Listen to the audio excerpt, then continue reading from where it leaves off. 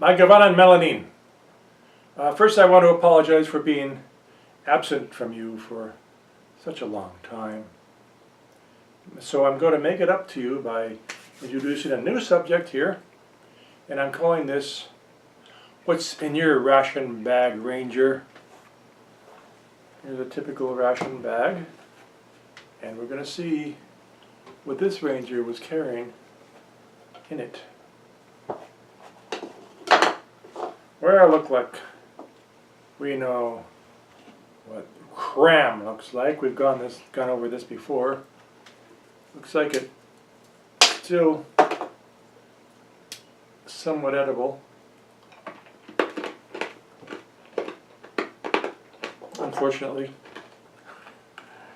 But also we have here some protein. Look at this. In my realm, we call this beef jerky. I don't know, it's just dried meat, right? Species unspecified. We also call this good. And we're going to show you how to make this. We're not doing a primitive out in the backwoods smoking over a fire sort of thing, but how you can do this in your own ranger kitchen. So sit tight, keep your hands inside the vehicle at all times, and prepare yourself for another Dunedin Ranger video.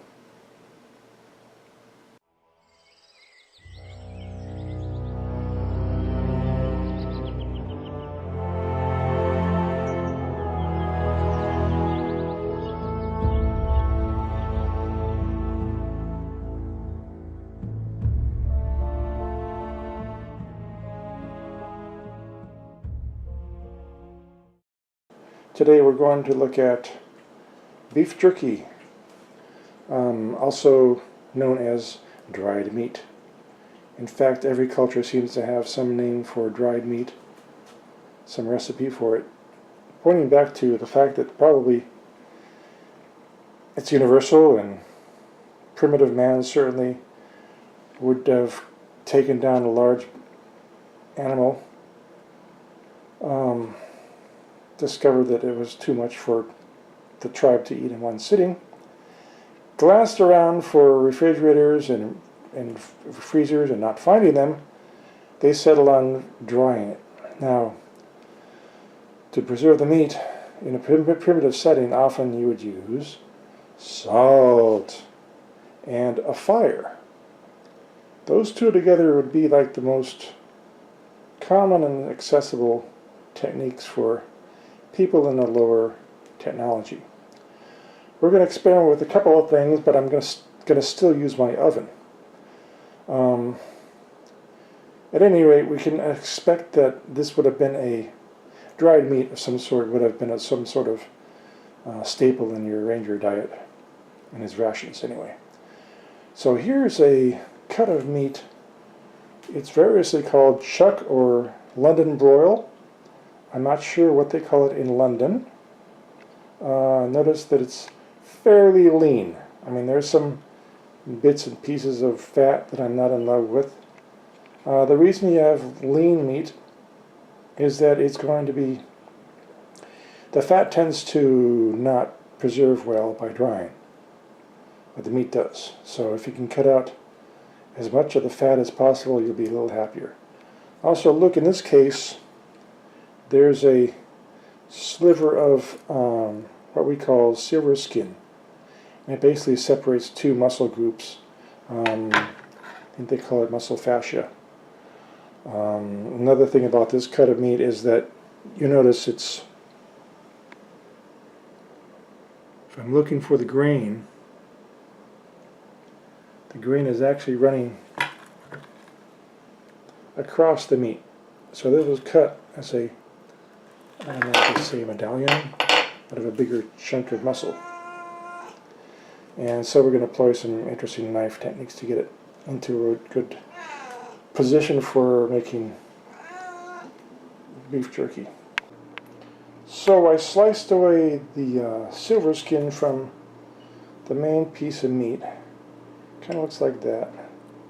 The reason we keep that off is that when you dry the meat's chewy, and this is not. It's kind of like chewing gum. You just can't digest it, and you wind up spitting it out.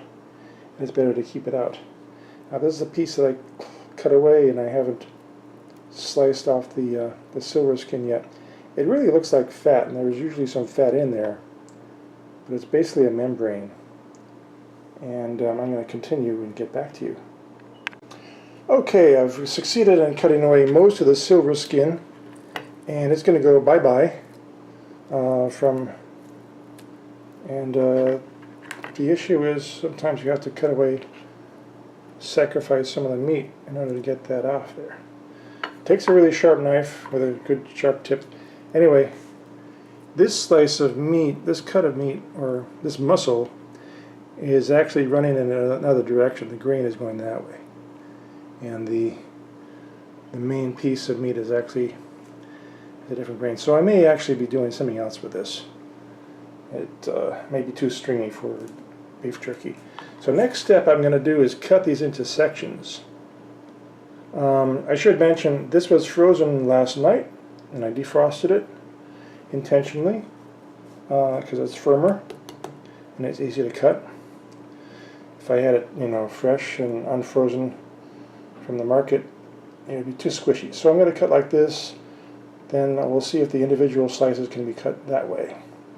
Probably the best thing. And then during that period, I'll try to take out these pieces of fat as well. Stay tuned. And here you go. I sliced these apart. You can see the grain of the meat. It's still a little frozen inside there. That's why it's got that darker color. But these are about that, I don't know, what's that, an inch? And so I'm going to try to cut, let's see, across that. The grain going that way. I'm going to try to cross that.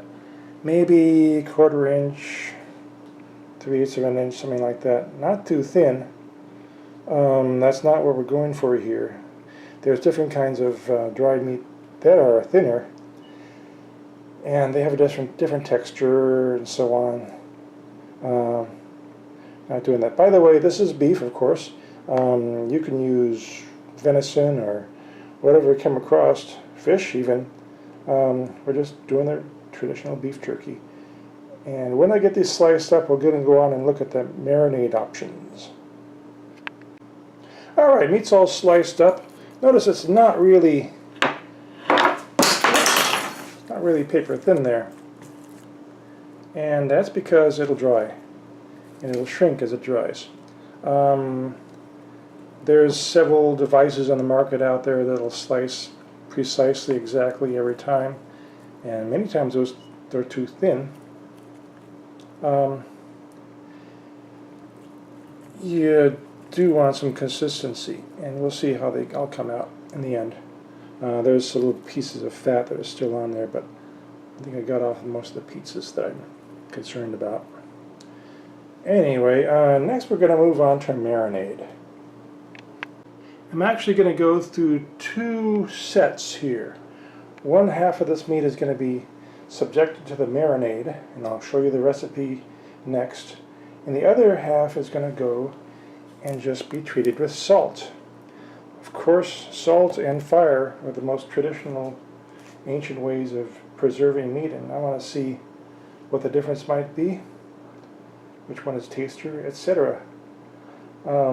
Actually, no doubt, because the recipe I'm using from a YouTube member, when I was sharing his address on comments below, he suggested 1 part Lay & Perrins Worcestershire sauce, 1 part soy sauce.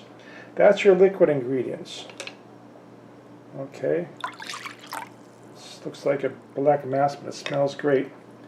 And for the rest, we're going to use garlic powder, onion powder, and liquid smoke. And that's going to receive about a teaspoon apiece. Alright, here's the liquid smoke. And wow, it's got a real tang to it. And here's the dry ingredients, the onion dried onion and the dried garlic, or I believe they're called powders. So that's a pretty salty stew there.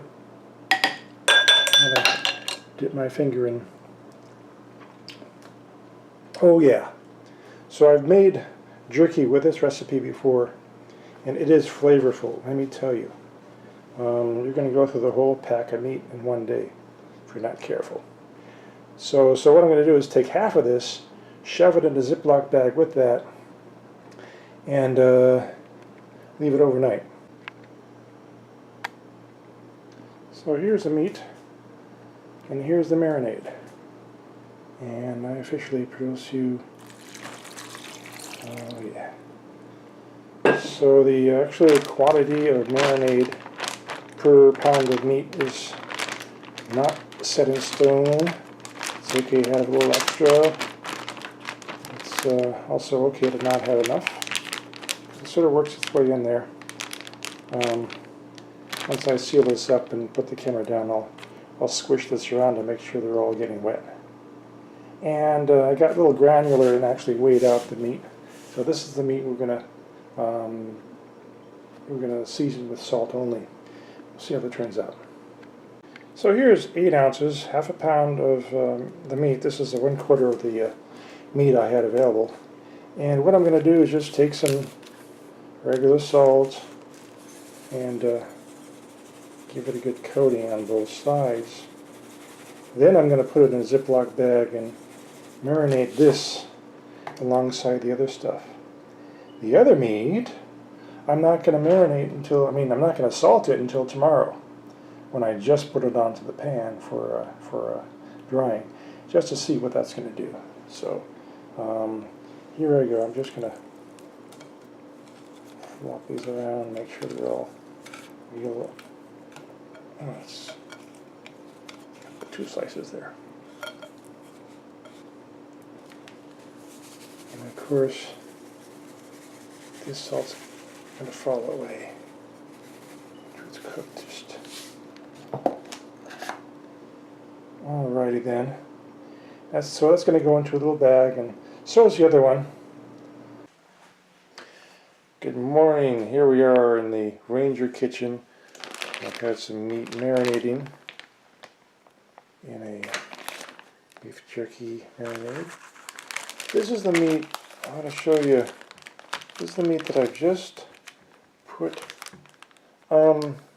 salt on, and overnight it's exuded some juice.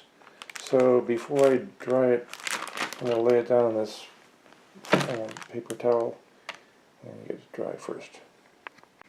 Okay, so that's fairly dry now. You can see that. And here's all the juice. Just wanted to share how much juice came out of that meat when I just salted it and left it in there overnight. What I want to show you before I get any further is this pan. I picked it up at the store for something else, and I realized on the wrapper of the product it said can be used for beef jerky, and it's just the right size. You can do, let me show you something really quick. Here's the interior of my oven, and you notice how far apart these grates are, and you put the meat on top of it, it'd likely fall through and drip on top of that and stuff like that. So it's best to have something separate rather than just hanging on top of your basic oven grate. So here's the marinated meat, and over here is the salt cured meat. Let's show this over a little bit. I want to point out that the salt cured meat is a little firmer than the marinated. This is actually really soft, even though it's been in the marinade all overnight. Should be an interesting experiment. And okay, here is the regular meat that hasn't received any kind of marinade or salt, and I'm going to salt it a little bit now. Then we're going to pop everything into the oven at the lowest possible heat.